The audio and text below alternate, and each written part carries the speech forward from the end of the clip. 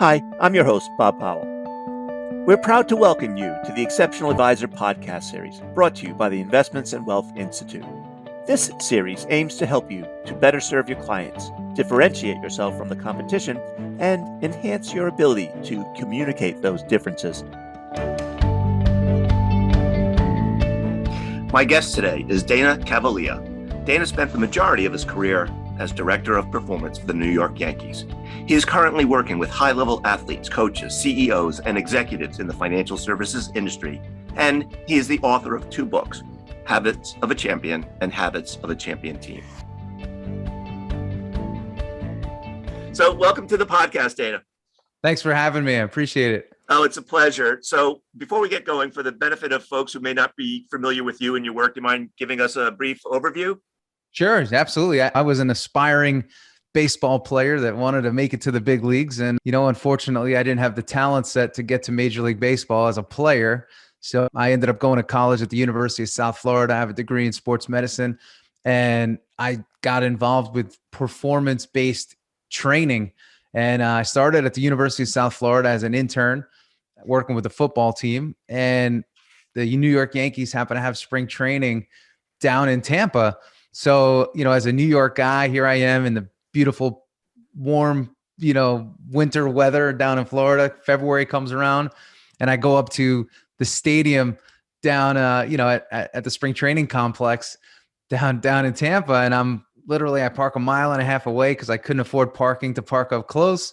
I find my way to the fence and I start seeing, all these great players, Derek Jeter, Mariano, Rivera, all these unbelievable players I grew up idolizing, and taking pictures through the chain link fence with my flip phone. And I always tell a story. It's crazy because that day I ended up going back to my internship at the University of South Florida, and the head strength coach calls me in his office and says, "Hey, can I speak to you?" And whenever you hear that, it's usually not followed by many positive things. So here I am, I go in his office and he says, "Listen, I just got a call from the head strength coach with the Yankees, and he's looking for some help this spring training. Would you have any interest?" And I said, "As a matter of fact, I just got back from there and I have a tremendous amount of interest." That was actually why I went to college down in Tampa. And so I said, "When do I start?" He says, "You start tomorrow." So the next day I park right up front. I have my own parking spot ready to go. I walk into the main office and I say, "Hey, I'm here to be a intern-based strength coach." And the lady says, "Come on in." And they walk me right into the clubhouse. Next thing you know, they throw a credential around my neck, C for clubhouse, F for field access, throw me in Yankee gear. And that same field I was taking a picture of a day earlier, I'm now standing in the middle of. And there's Andy Pettitte, Roger Clemens, all these icons. And I said, "Man, that's how fast your life could change." And for me, it was like that quickly. I was on one side of the fence and the next day I was on the other. And from there, I started as an intern, and I worked myself through the ranks, and I became the head strength coach, director of performance. Just a few years later, I was 22 years old. That is just an incredible story. Yeah, I know. It's one of those things where I sit back and I'm like, man, all those chips totally aligned, and the dominoes fell the way they were supposed to. Yeah. So I hope you were a Yankees fan to begin with before you. I was. I remember as a kid, I used to go to ball games with my father, and, my parents were both teachers. We didn't come from, a tremendous amount of wealth. So we would always go just get a ticket to get in the stadium. Usually it was in the upper deck where you could watch planes go by and a ball game at the same time. It was pretty cool. And at the end of the game, later in the game, say the 7th inning, my dad would say, "Come on, let's go down." And we'd go and we'd, for all the people that have left their premium seats, we would go take their seats, and that's how we would get closer to the field. So to be on the field years later and be able to share that with my friends and my family, and meet all those players that we were actually watching from the nosebleed section was pretty amazing. So you did that for how many years? I was there for 12 years with the Yanks. Yeah. So it was a great run, won a championship, World Series ring in 2009, worked with, all the names that everybody knows. And what was really cool is that was an era in the game of baseball where you had such premier talent, all these Hall of Famers, potential Hall of Famers. And for me as a young person, I was 19 when I started, and I got to watch the habits and the routines and the disciplines and the focus of these amazing competitors and these amazing athletes. And I said, what makes the greats great? And I literally, as much as I was there to coach them and teach them and develop them, because that was my role as a coach, I got so much back. And I was being developed, habits, discipline, focus. And, you learn things being in that high competitive environment that you would never learn anywhere else. Like, one of the things that I take away is this, in sports, you don't cancel, right? Unless there's rain or some sort of traumatic event, there's no cancellations. The game is played. There is no reason why you will not play. Therefore, you cannot call in sick. Yeah. So in the real world, I'm amazed at how calling in sick is a thing, and how well, I can't make it today, and people just dismiss obligations that they've committed to, and I see it every day. Every day, I see things being blown off, and just I'll get to it. Can you do it tomorrow? I can't do it today, and there's this constant switching. And I said, man, if an athlete did that, and if we ever did that in sports, we'd never be able to catch up. We'd always feel like we're falling behind and that we can't catch up. And what a great athlete does is they keep everything very disciplined, and they work very diligently to have a very repetitive schedule. This is when I start. This is when I finish. This is when I do this. This is when I do that. This is when I do this. This is when I do that. And what they really do, and what we really do with them and for them, is build them a routine that is built and made up of great habits that are specific to that individual, that allow them to have repeatable successes on the field. Now, when you look at the field of business, whether it's financial advisors, whether it's CEOs, whatever it may be, and whatever industry, most have never been trained that way. Most have never been treated as if they were a high performer, a high performing athlete, or a high performing business person. So many of them have aspirations. You speak to anybody in business and you say, hey, do you want to be great? Everyone says, yeah, I want to be great. And then you say, okay, well, tell me about your daily routine. Tell me about your habits. Tell me about what it is that you do every single day on repeat. And what you find is oftentimes negative habits and total randomization. What they do on Monday is different than Tuesday, and what they do on Tuesday is different than Wednesday. And I do work with financial advisors, and what I find in the world of financial advisory, there's so much focus on servicing the client that there is a very high level of routine disruption. So the advisor goes into the day and says, I want to do this, this, this, and this. And then the phone rings, and then the market shifts. And then all of a sudden, all these things start happening, all things that we allow, and it takes us off task, and it takes us away from our objective for that day. So oftentimes it's very hard to build something great, build a business, if you're constantly being interrupted and disrupted, even if it's a positive thing like servicing a client. So there has to be disciplines that are put in place, and habits and schedule reform, so that you can operate and play and be and work at your best. Yeah.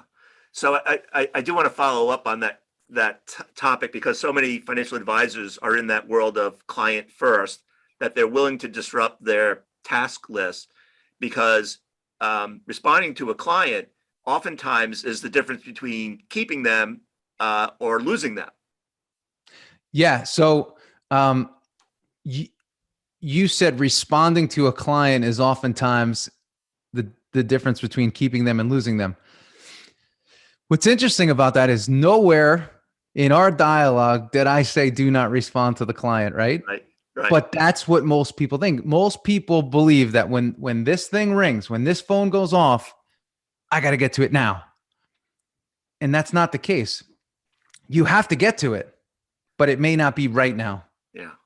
If you are doing what I call high focused income producing work, and you're locked in on that, you can't afford or allow any disruption, even if it is a positive, because there's a time and a place. So what I work with, when I work with executives and leaders, I work with them a lot on schedule management. Mm-hmm. And what we do is we break their day into blocks. So I say, listen, if you could work 6 hours, if you could do 6 hours of focused work per day, how productive would you be? That's 30 hours a week of focused work. You say, man, that would be amazing. I said, well, here's how we do it. We break down their day and we give them 2 blocks in the morning and 2 blocks in the afternoon. 90-minute is block 1, 90 minutes is block 2. And then you have this middle period for lunch. Then you have 2 blocks in the afternoon, 90 minutes, 30-minute break, 90 minutes, and then you're wrapped for the day. So you have 6 focused blocks of work. And it's the job and the duty of that, let's say, advisor here, to title those blocks and give them a theme. Hey, in this block, that's when I make my calls. In this block, this is when I do my follow-ups. In this block, this is when I do X, Y, and Z, whatever it may be. And what you'll have is 6 hours of focused activity. But that occurs only when you learn to manage a schedule. And then here's the key: trusting the schedule that you've built and believing that it will continue to yield you positive results. And here's the other thing. So many of us are reactive to our clients, and we create this animal on the other side that keeps coming at us, towards us. The market shifts, they're calling us. This happens, they're calling us. We have to be careful, because we oftentimes create the negative behaviors of our clients by our own actions. So we have to manage ourselves. But if you're always coming at things in life from a position of nervousness or scarcity, or what if I lose him or her, as opposed to, hey, every day I show up, I do a great job. I give all I can to my clients. I do my best work every single day. Well, that should be right there enough belief for you to have in yourself that says, hey, my clients, if they can go somewhere else, but they're never going to find somebody like me. Right. And here's why. Yeah. So it goes beyond just the phone call. Right. So I guess in the world of financial advisors, I'm thinking one block is I'm working on my compliance manual. The next, I'm working on my marketing plan. The next, I'm working on hiring a new customer service rep. Right. And I'm dedicating that time to that activity for that period of time, knowing full well that I've set aside time to call my clients back, as opposed to reacting to them. Exactly. And you may have a block, and I just, again, I gave you what 6 hours looks like. You may say, hey, coach, you know what? I need an extra block in the afternoon of 90 minutes to do more client calls. Yeah. Or you may say, hey, you know what? I like to do client calls on my way into the office. I like to do client calls on my way to meetings when I'm in the car. So my office, my mobile office, my vehicle becomes a time where I make a lot of client calls. You know, so you have to figure out where it sits, but you definitely have to have allocated time for focused work. And here's the other thing, you know, we use the word plan. You know, we're always coming up with plans, and we're always coming up with strategies. But a plan and a strategy require one thing: work. So if all we're doing is planning and strategizing, and we're not working the plan or the strategy, that's when we get in trouble. So I always advise those that are looking to build something great, don't spend as much time on the plan and the strategy. Spend more time on the execution of that plan and strategy that you already have, and course correct as you go by taking action. And a line that I use is for those that may find themselves jammed or may find themselves stuck. I say, ask yourself this question: what is the next most simple action that I could take? And then go take it. What is the most simple next action that I can take? And then go take that action. Yeah. And it's just a cue to yourself. Like when you find yourself sitting there and saying, I have so much to do. I have to get this done. I have to get that done. Oh, there's not enough time. What is the next most simple action that I can do? And then go do it. Yeah. So you leave the Yankees, you become a coach of sorts to others. You write a book, and before I talk about the book, I can't Yeah. I have to ask, right? So I'm almost embarrassed to admit I grew up in Rhode Island as a Yankees fan, but somewhere along the way I became a Red Sox fan. Well, that's because you guys, you got the Pawtucket Red Sox over there in Rhode Right. Island, and All that stuff. yeah, Right. it's Red Sox country. Right.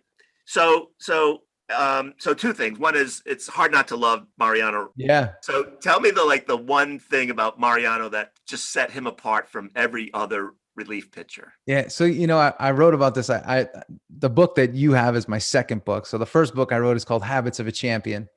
And what inspired both books was, I would read all of these books that are out there on like personal development and self-help and psychology and sports psychology and all this. And I found that there was so much theory and it was very classroom based. And I said, wait, I work with some of the highest performing people in the world that have to perform for money on a big stage with everyone watching.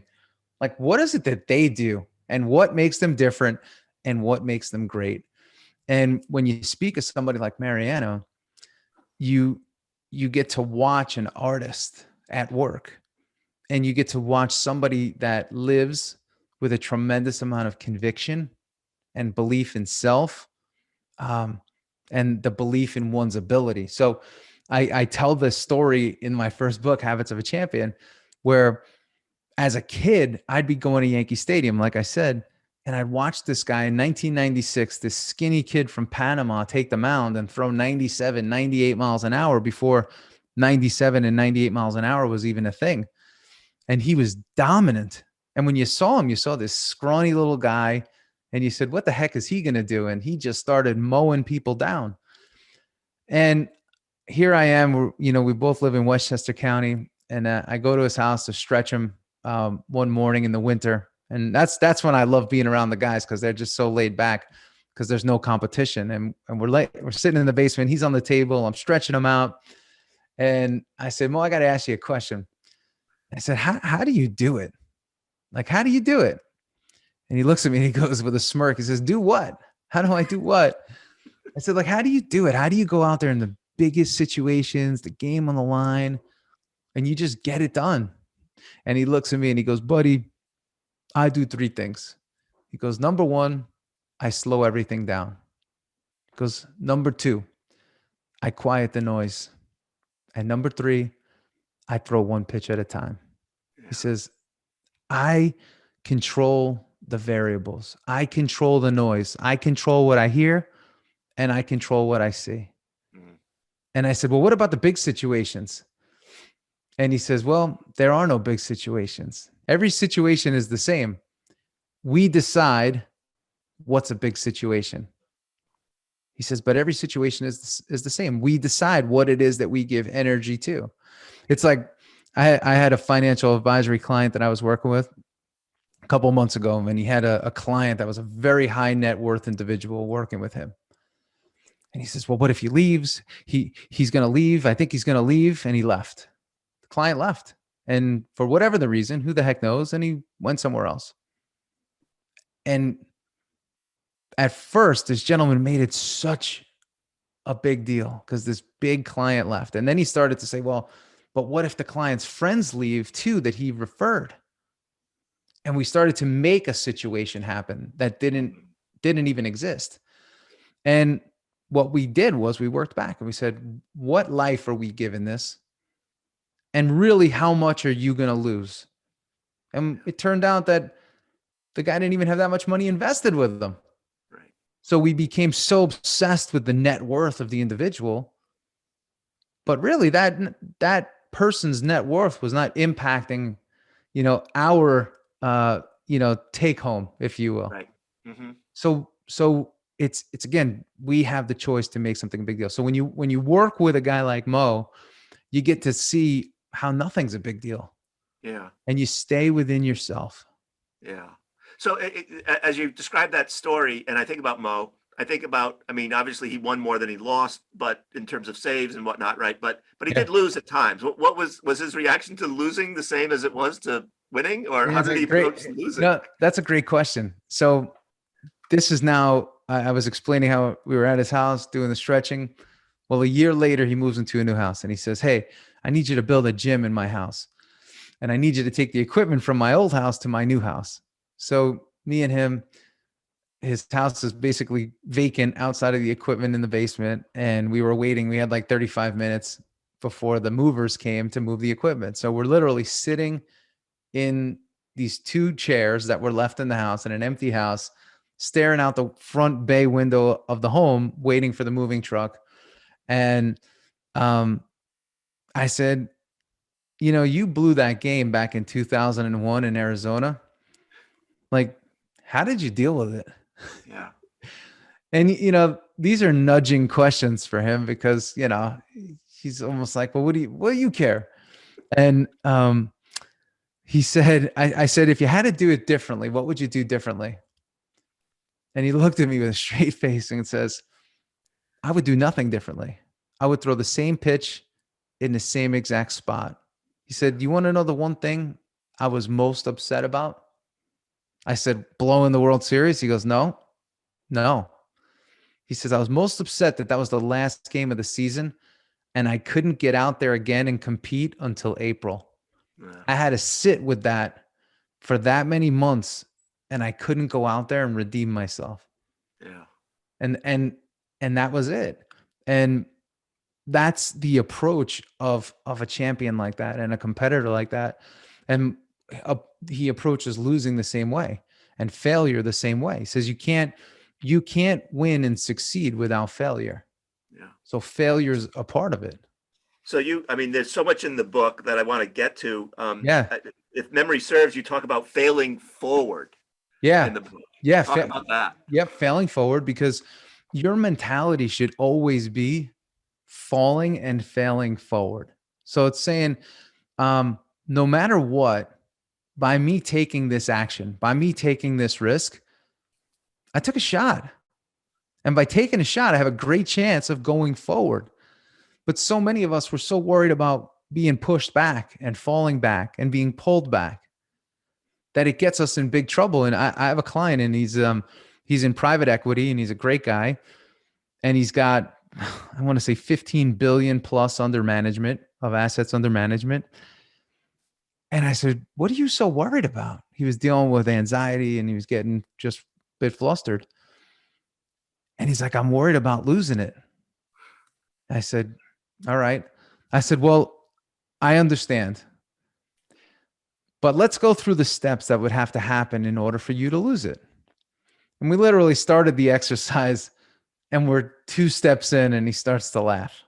And I said, what are you laughing at? He goes, I'm laughing at how ridiculous my thoughts are of losing it, because what would actually have to happen, he says, the probabilities of that are just, extremely slim and rare. Yeah. And, these guys are a lot smarter than I am when it comes to math and numbers. And so for them to make that observation, these guys analyze risk for a living. He realized how crazy he was getting, because he was so worried about being pushed back that it took his swagger away to move forward and to fail forward. Yeah. So I can't recommend the book highly enough.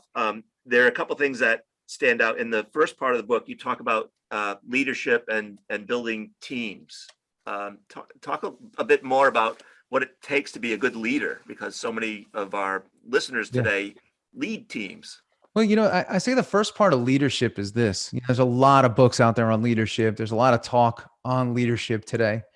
But what I find is there's this common thread today of leadership that you find in many pages of books. And there's a lot of talk of servant leadership. And servant leadership is about, taking care of your people and giving to your people. And what I find is that message is great, and it's great to take care of your people.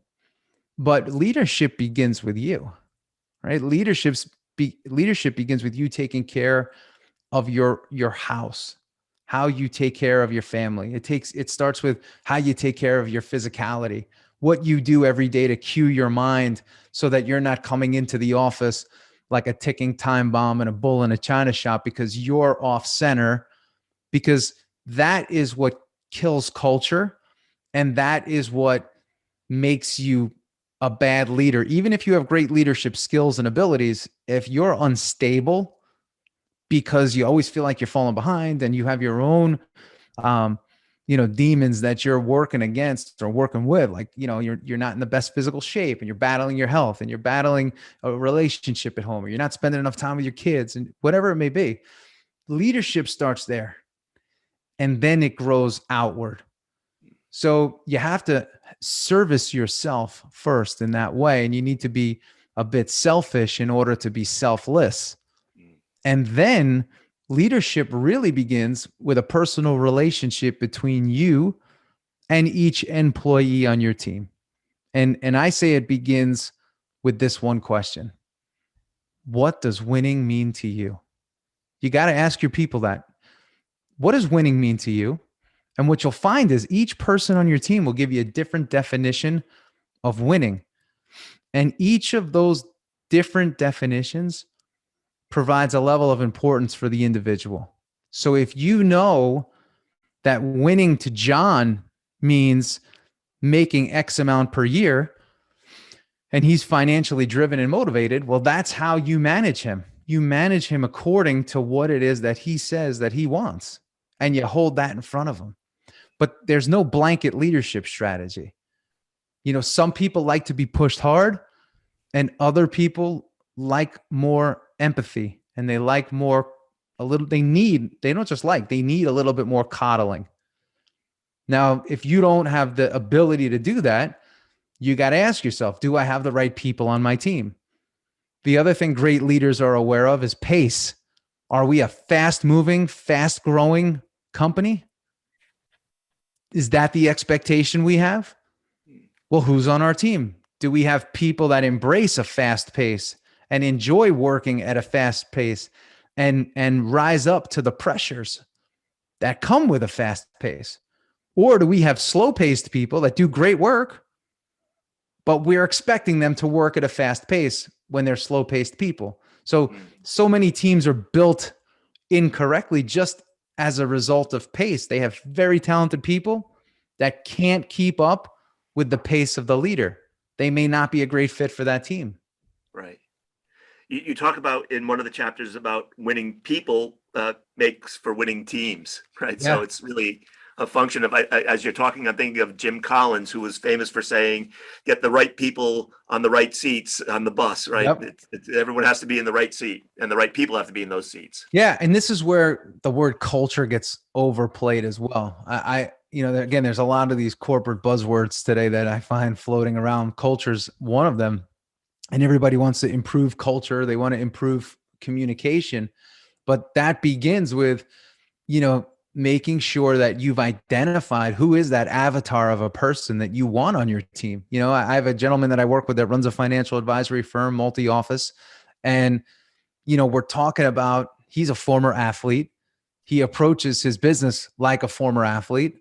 So who would probably be a good group of people for him to recruit and attract? Former athletes, right? Because that's the culture. A buddy of mine started Under Armour, and, founder and CEO of Under Armour. And he started the company with a football mentality, with a go big or go home. We're here to build, make a name, be great, protect this house. And we need to bring on X athletes. Yeah. And that's what he did. And the company had a culture with an edge. So you build based on I always say you build as a leader. It's okay to have this. If you have an attitude and you have a certain way about you, find people that want to be a part of that. Don't, so you may find someone very talented, but they don't adapt well to the culture that's in place, or they may not work well with you as the leader. It's okay. Find someone that does. Yeah.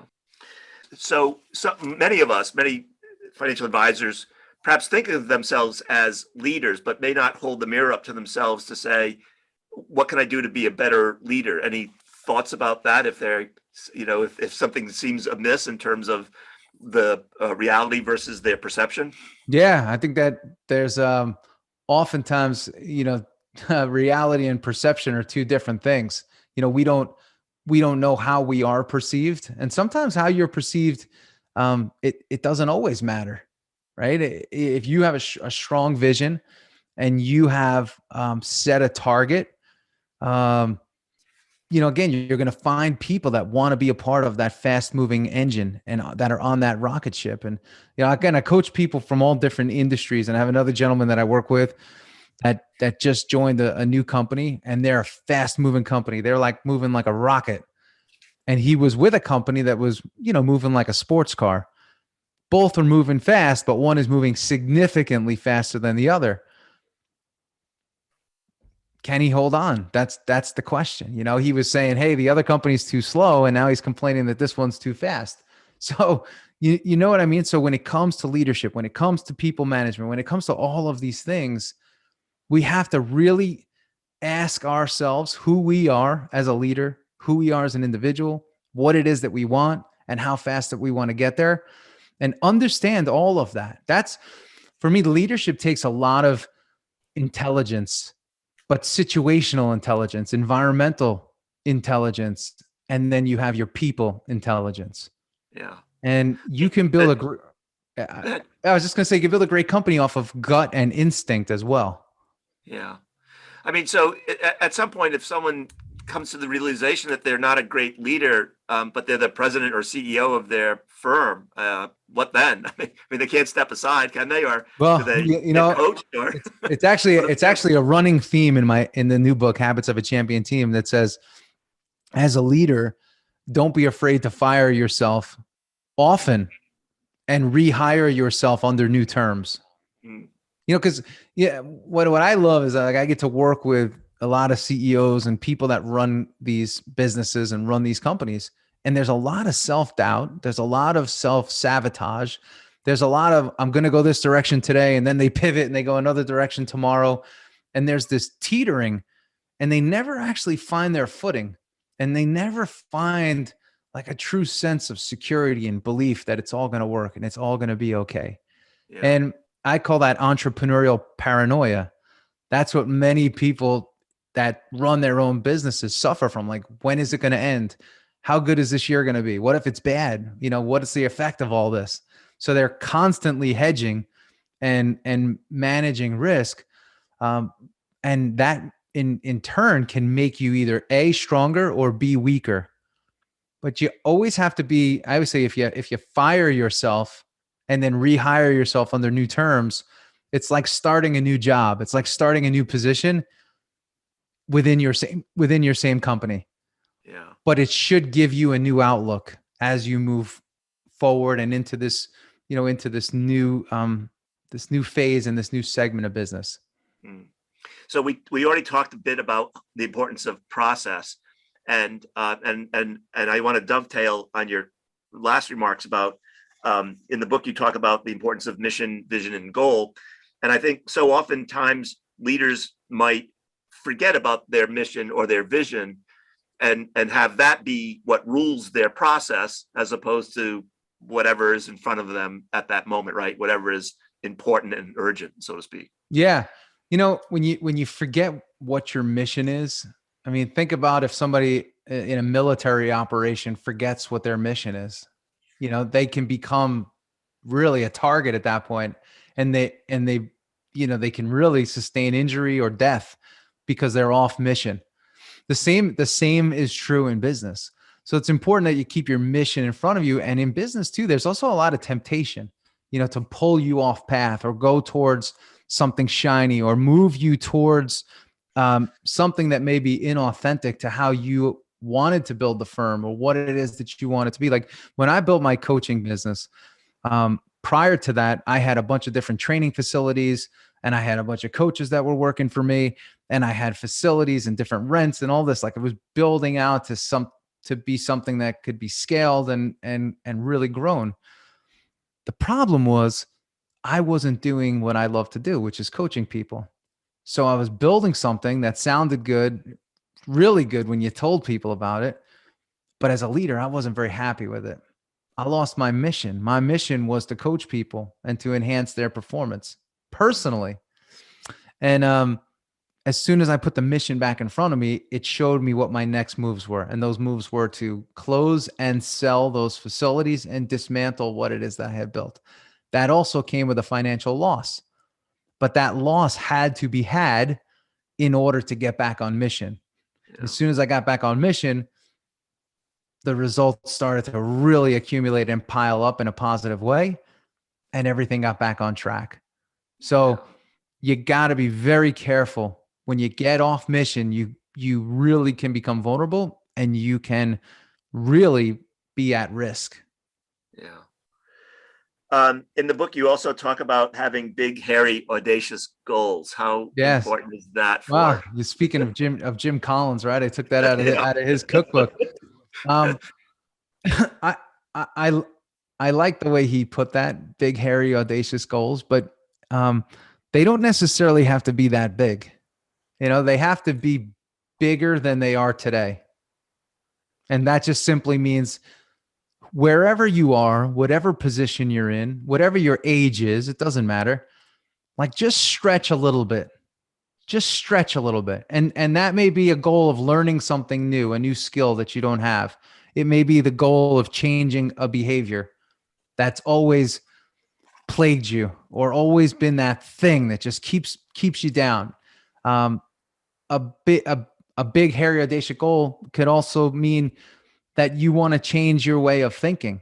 That's a goal, right? And say, hey, I'm at a point in my life where I've done it this way for this long. I want to change, and I'm committed to that. So most people, when they read the big, hairy, audacious goal, they say, well, I got to do 20 million this year, and I did 10 last year. And I want to do 10 million more this year, right? Whatever it may be, whatever. But it's usually something big like that. Yeah.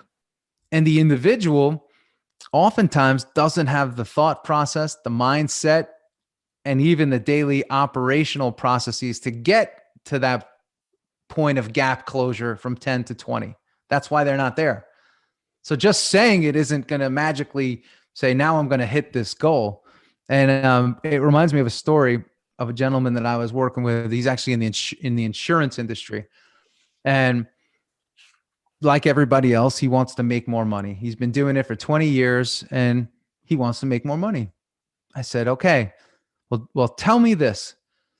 What was your average salary over the last 3 years? Like, what'd you take home? And he says, well, I underperformed. I said, what did you take home? Like, let's get through the BS. And he said, I took home $250 a year. I said, okay, so you are a $250,000 per year earner.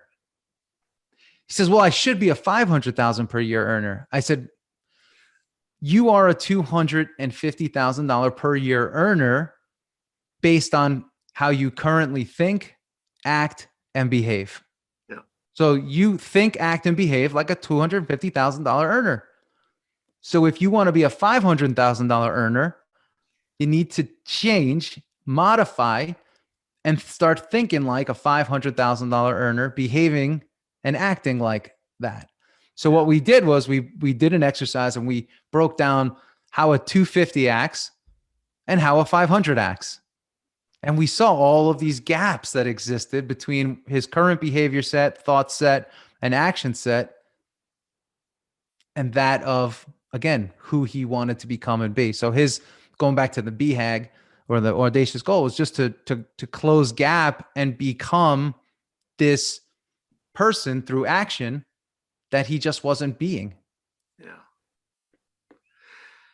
So I want to go back to leadership. In the book, you talk about there are different styles of leadership. Doesn't have to be one style only. And I'll before you go into the 5 different styles, tell me a bit about Derek Jeter's style of leadership. Man, Derek Jeter's style of leadership. It was totally trying to think of the best way to say it. It was follow me. That was it. It was really follow me. Like, hey, like, he's not going to be the guy that, stands up and gives a big speech, remember the Titans type speech or something like that. He's not going to be that, but he's going to behave, act, and think like a champion. And he's going to expect the same of you. And if you're not, you're going to get called out, but not in front of everybody. Never. Privately. Hey, let's go to lunch. Let's connect on this. So that was the style of Derek Jeter is, hey, follow me. Lead by example. Do what you say you're going to do. And never falter from that. Always stay true to what you say you're going to do, and then do it. All right. So tell me more about the 5 styles that you've outlined in the book. Yeah. So I came up with these 5 styles of leadership where it's, one is the empowering leader. The other is the collaborative leader. Then you have your dependent leader, codependent leader, and dictator leader. And these are all styles of leadership.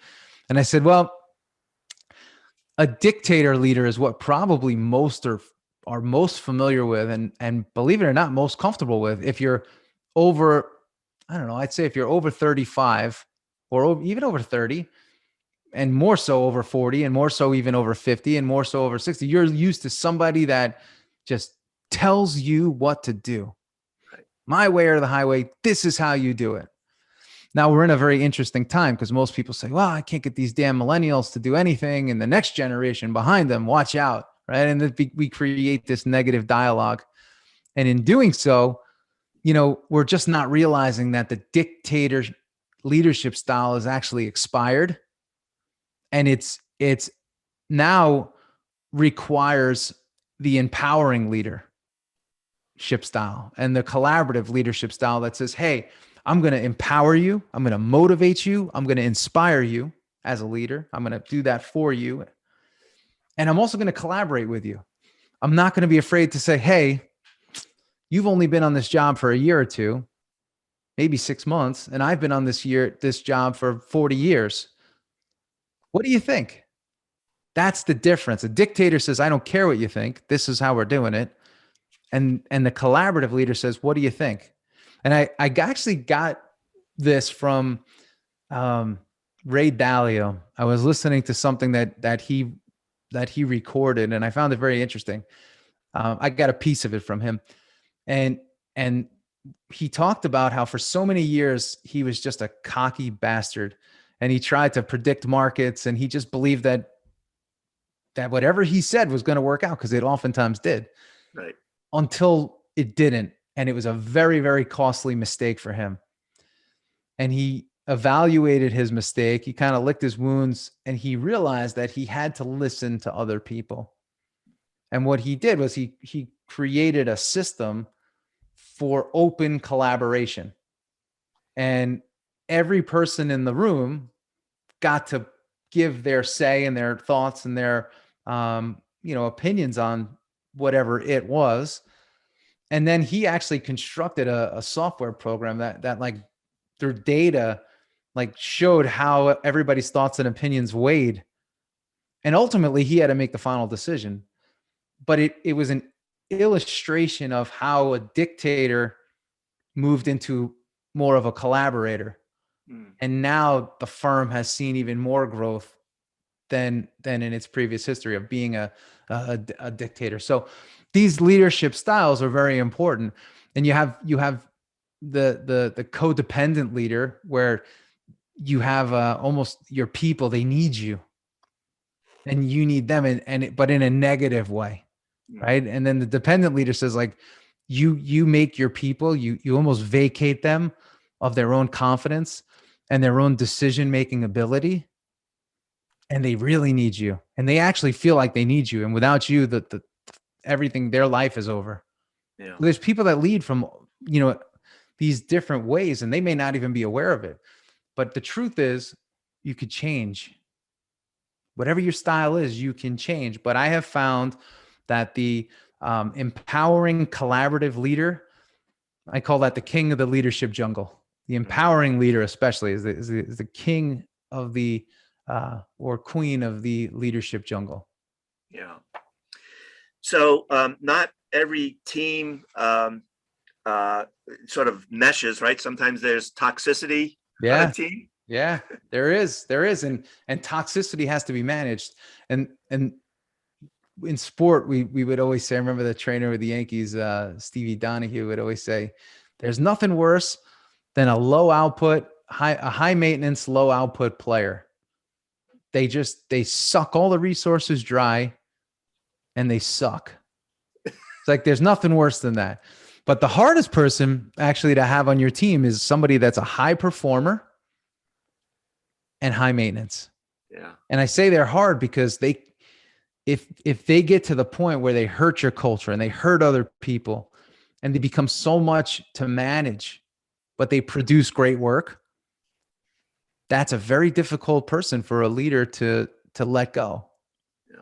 Because there's a financial consequence. There could be, consequences that linger. But that person, if they become an issue as it relates to overall culture, team chemistry, camaraderie, they do become toxic and they have to go. Yeah. So you have to rip that Band-Aid off and deal with the consequences of it. But just know in a few months, things will straighten back out. Yeah. So what makes for a good team player? You mentioned 3 traits in the book. Yeah, it's being a team player. It's such an interesting, when I'm hesitating a little bit because when I write these books, you write them when you're at a point in your life, right? And you think about it. But I think like when it comes to just being a team player, it's just somebody that A, wants to win, and B, somebody that cares about other people. Yeah. Winning with them. So it's like, that's like, I know in the book I have a framework, but I distill it down in its most simple form right there. Like, you got to win, and you got to want other people to win with you. Yeah. You talk about having a coachable personality, right? I mean, some people aren't receptive to being coached, right? So that job one is to evaluate whether they're coachable. You have to be coachable. And I always tell this story. I got a couple stories that go with it, but one is, I remember when I first started with the Yanks, I was 19 years old. I was broke, going to college, just working at Busch Gardens part-time in Florida on the back of the tram, welcoming people to the park for, I want to say at the time it was like $4 and $5 an hour, in between my Yankee internship and in between my my football team at the University of South Florida internship. And I'll never forget, here I am in the weight room. And at the time, like, I'm just getting into this field of study, and Derek Jeter walks in. At the time, I don't know, he's probably had $50 million already. And, he was an established pro. And he says, "Hey, what do I got today?" And I said, "Oh my God, are you kidding me? What do I have today?" I'm like, in my mind, I'm like, "You're asking me? I have no idea." But I thought it was so cool to see how coachable somebody that had that level of success was. Like, he trusted you. He trusted me to say, like, what do I have today? And how many of us, like, we get to the top of this food chain, whatever it is, of our organization, of our teams, and like, we don't even care to ask anybody anything anymore because we know it all. Yeah. We've arrived. I'm the king of this jungle. I get it. I got more experience than everybody here. And I've seen it time and time again, like these high net worth CEOs and guys that I get to coach now.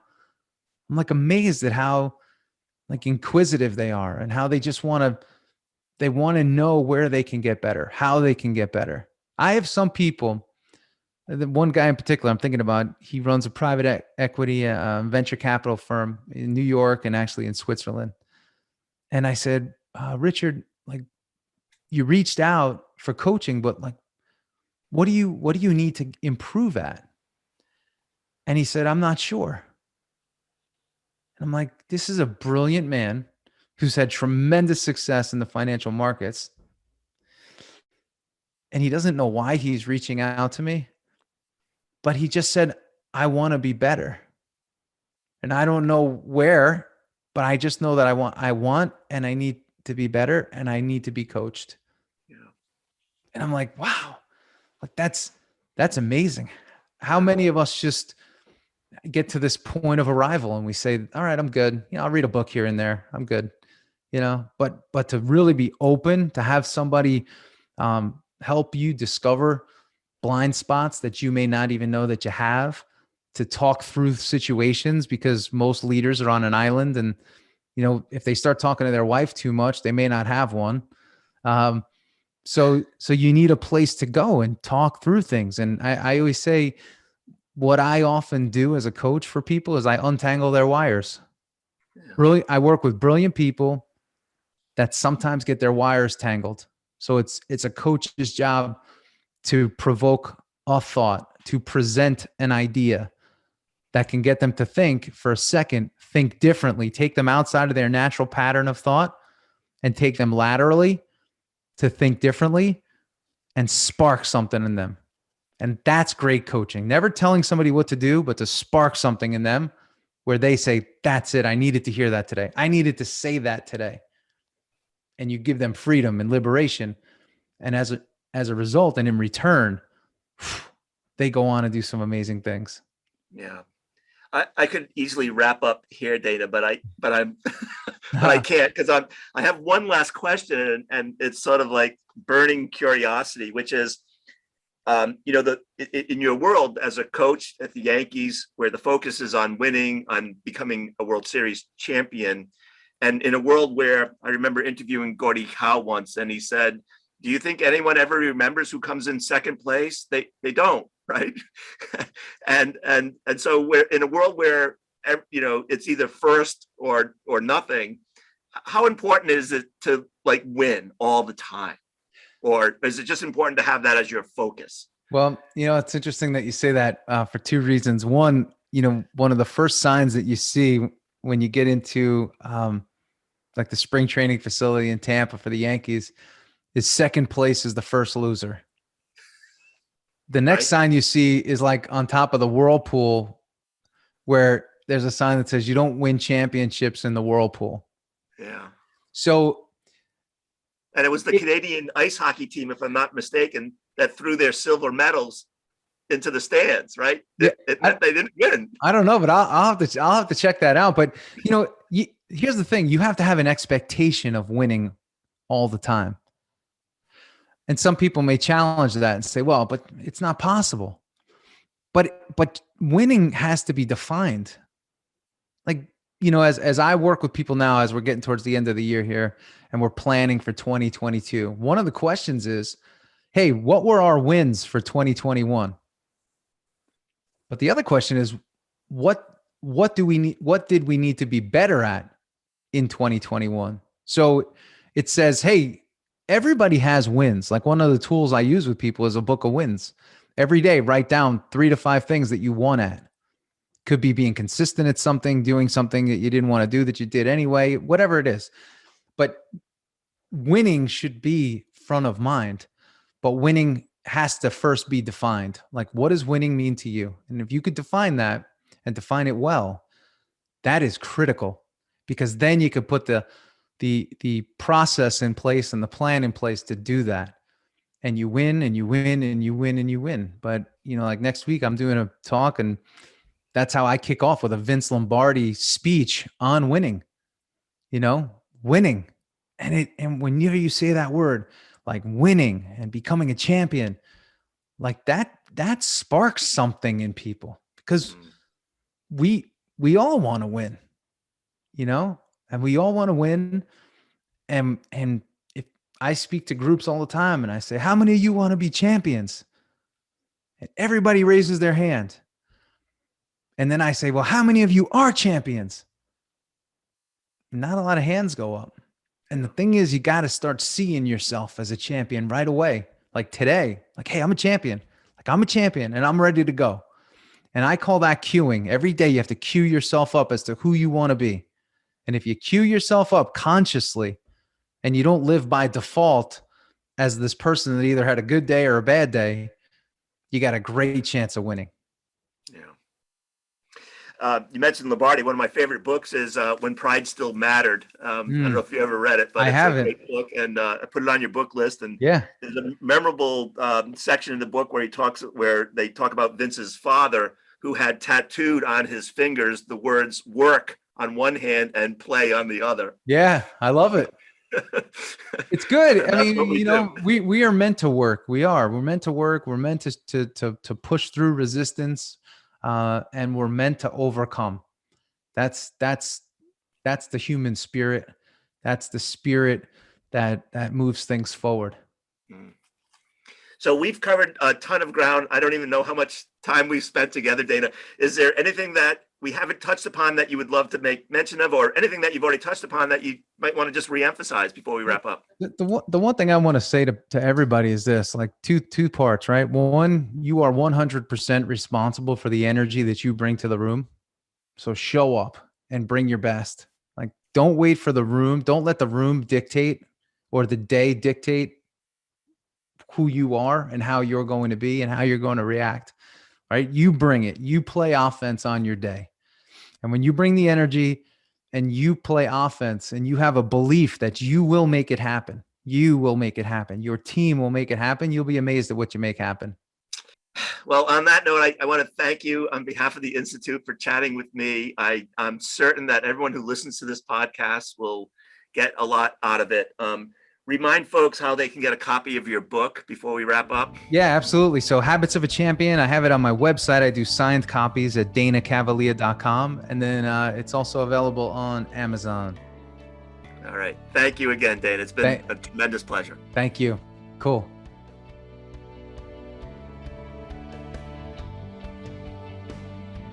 Thank you for listening to the Exceptional Advisor podcast brought to you by the Investments and Wealth Institute.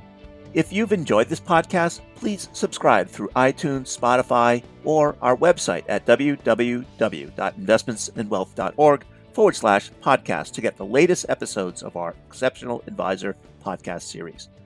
For additional resources, updates on events, and exclusive membership deals, visit www.investmentsandwealth.org.